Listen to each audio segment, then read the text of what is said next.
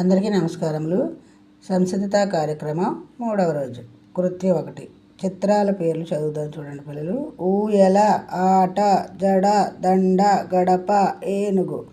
కృత్యం 2. కింది పదాలను పిల్లలతో చదివించండి అని ఉంది కదా. ఇక్కడ మీరు పదాలు చదవాలి, 2 అక్షరాల పదాలు. ఊల, కంచం, ఆట, పంట, మంట, వంట, గంట, జడ. 3 అక్షరాల పదాలు.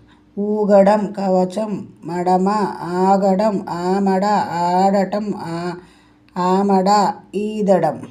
4 అక్షరాల పదాలు. ఊషరము, చకచక, గజగజ, జరజర, పదపద, దడదడ, దండకం, చరచర.